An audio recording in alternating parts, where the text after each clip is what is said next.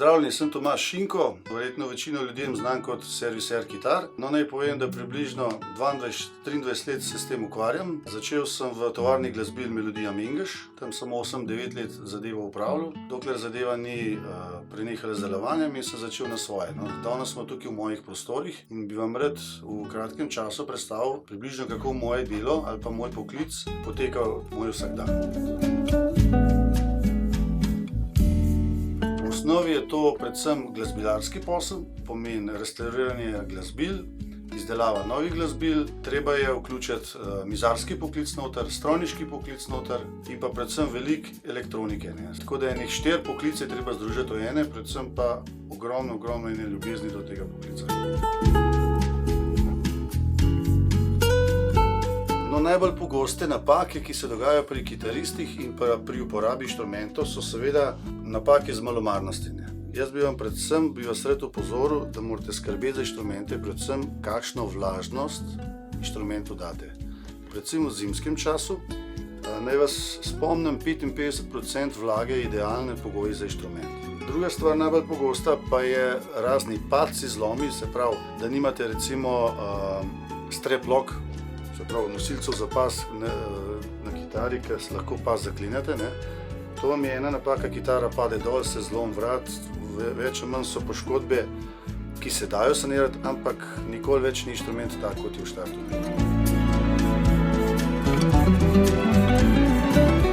Zdaj bi vam rad na kratko predstavil približno, kako moj vsakdan poteka, s kom vse se ukvarjam. Za začetek bomo na eni kitari pokazali, kako se pravilno menja in navija struna.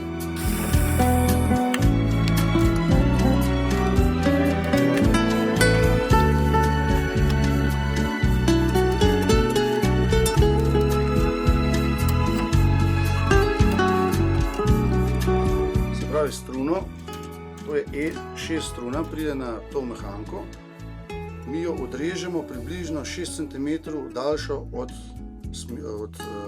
mehanizma, ki se bo navijal, takole približno. Zmeraj moram navijati struno pod repkami spodnje smeri, zato da je čim nižji pride do glave dol, da je pritisk na sedlo največji. Tako. Če pogledamo iz strani, 2-3 obrate strune pride dol, tako kot je tukaj, in s tem bo kitara maksimalno vam zvenela in se ne bo razglaševala. No, velikokrat recimo je treba nadomestiti kakšen nov del pri elektroniki. Konkretno pri tej kitari je problem z 5-polnim stikalom. Stikalo je obrabljeno in ga treba nadomestiti z novim. Zdaj bomo odstranili staro stikalo. Vzamemo novo stikalo.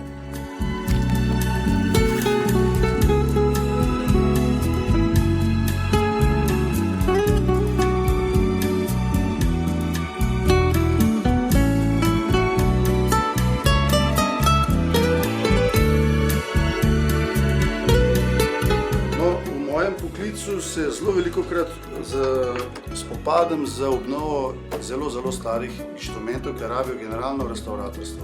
Imamo en lep primer enega Hackstroma, jazz kitare, letnik 1968. Ravnokar sem jim zamenil kompletno prečke, to je na novo narejeno.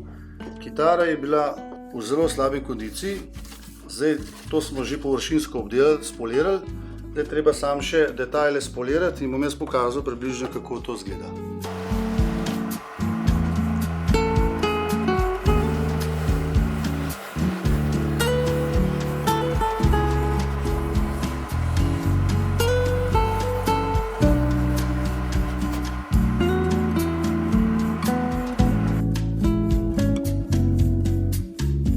Tukaj imamo en primer starejše Ibanez kitare RG, krasen kos. Treba je kompletno menjati prečke. Zdaj bomo zbrali, ta original je imela jumbo prečke. Tukaj imamo več vrst prečk, ki se uporabljajo za različne tipe kitar. Zdaj bomo v originalnem stanju dali in to pomeni, da bomo zbrali tudi originalne prečke. To so te jumbo dimenzija, kakor je bilo original, da probamo kitaro dati v originalno stanje. Takole. Vzamemo prečke in jih nasekamo na dolžino.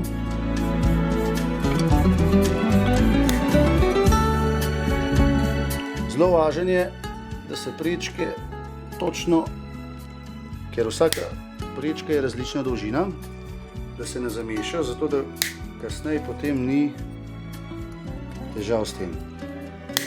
Zdaj smo prečke nasekali na dolžino in zdaj gre ena pa po ena lepo nazaj v obiralko.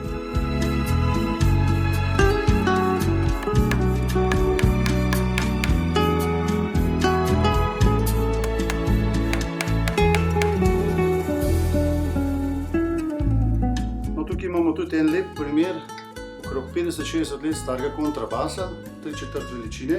Ta je imel težavo, ker se je močno skril vrat. Vrat je popustil od trupa, smo ga vzeli ven, zdaj ga bo treba ta prve poravnati, pokobljati, mu dati nazaj super dobro obnovljeno obiralko in potem ga zlepiti nazaj.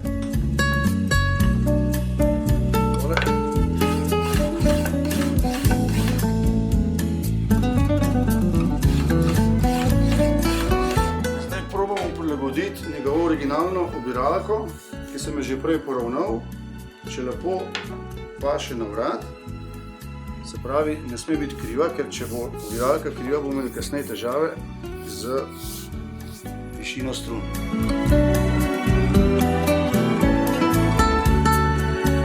V mojem poklicu je tudi velikokrat treba kakšen komad zimprovizirati, narediti, ki se ne da kupiti. Tukaj imamo eno zlomljeno nogo od kontrabasa, ki se je odlomila na koncu. Treba jo bo skrajšati, treba bo narediti nov navoj. Treba bo narediti novo gumo spodaj, da ne spodletava bas na podnu.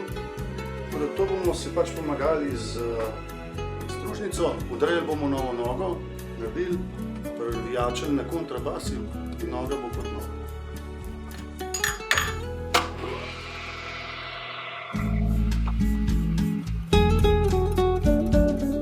Zdaj bomo še urezali navoj, da bo noga šla gor.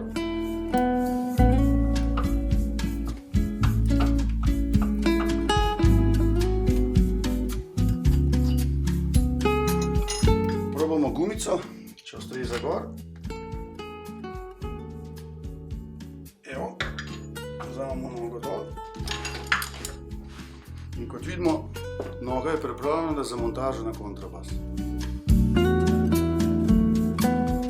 Zdaj se bomo lotili izdelave še obiralke za kitaro. Tukaj imamo en lep, krasen kos, 20 let star palisander. Treba ga je stanjšati na ustrezno debelino, to je tam cirka 5,5 mm. In potem ga bomo na mašino zažagali in bo pripravljen za lepljenje na vrat.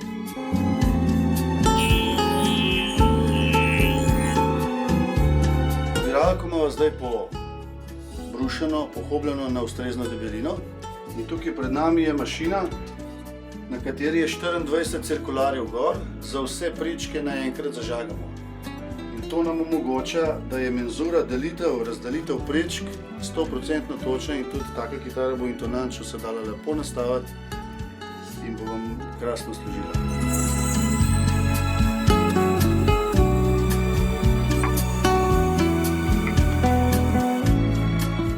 Evo. Kot vidimo, so vsi pragi natančno zažagani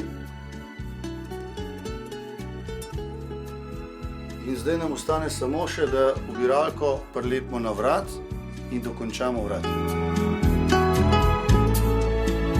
No, rad bi še tole pokazal, da sem razvil novo kitaro, trenutno ta je razvita za domačo muziko. Zgornja plošča sem se odločil za ročno dolbljeno smrekovo masivno ploščo. To pomeni, da je iz tako masivnega 3 cm debelega ploha smreke ročno skopana od znotri in od zunaj, da dobi to linijo.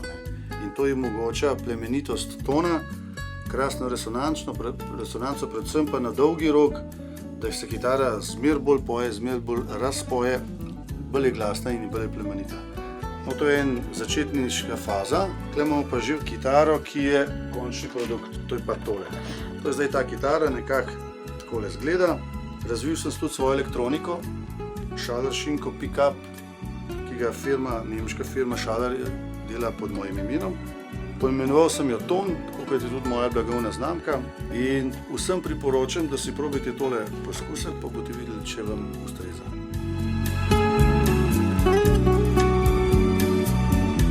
Moje stranke so več ali manj vsi glasbeniki, ki ki se ukvarjajo ali profesionalno ali amatersko z izvajanjem glasbe.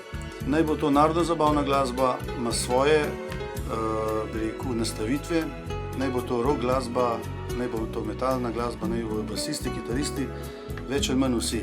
Ko imam jaz stranko nekaj časa na razpolago, moram reči, da se toliko spoznava, ali pa ga jaz toliko spoznam, mislim, da bolj vem o njemu, kakšne nastavitve njemu pa še kakor pa on sam.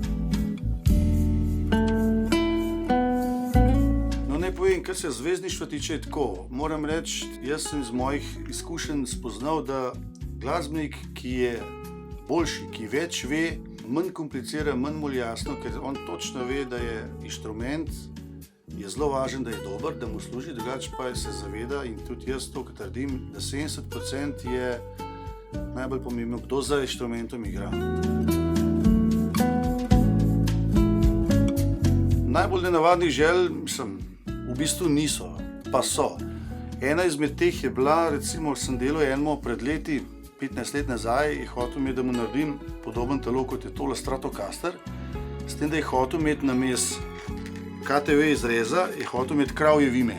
Meni sicer ni nič posebnega zdelo, on je pa skoraj orgazem doživel, ko je to videl.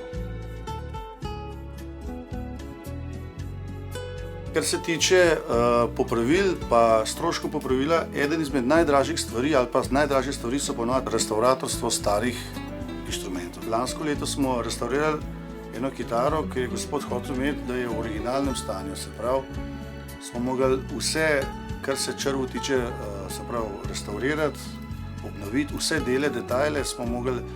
V bistvu bi bilo cenejše, da bi jaz zamenil ploščo, ampak potem inštrument ni več isto. Recimo en tak servis je bil eden dražjih, če povem, je pa cirka okrog 2000 evrov, recimo. To je še zmer za kitaro dosti v redu, napram violinom, recimo tam so pa lahko po 10-15 tisoč evrov. Kar se tiče nakupa kitare, bi vsem kitaristom priporočil, zdaj oni, ki so boljši kitaristi, izkušeni živejo. Inštrument morate imeti v roki in ga morate probati, preden ga kupite. Zdaj, če kupite inštrument za 100-200 evrov, lahko preko interneta naročite. Vse ostalo, dražje inštrumente, priporočam vam, ker vidim, koliko je slabe volje. Ne kupujte preko interneta, inštrumente treba probati. Drugi nasvet, zelo veliko se je v zadnjem času razpaslo, da bi si sami radi naredili kitaro, da kupijo kit komplet, se pravi, kitaro po delih kupijo in potem bi to sestavili. Zdaj, če boste kupili preverjeno blagovno znamko, kot recimo so All Parts, Warmouth in tako naprej, to so ameriški rezervni deli, to so dragi deli in tak inštrument ne pride poceni. Če boste pa kupili iz cenejših rezervnih delov, pa to več ne paše skupaj in bo treba vse prilagoditi. Pa vam iz izkušenj povem, da boljše je kupiti Stratocasterja ameriškega narejenega, kakor ga pa sestaviti, ker je cena nekako ista, pa še poskusiti ga ne morete. Dokler ga ne sestavimo, ne veste, ali bo zapel ali ne bo zapel.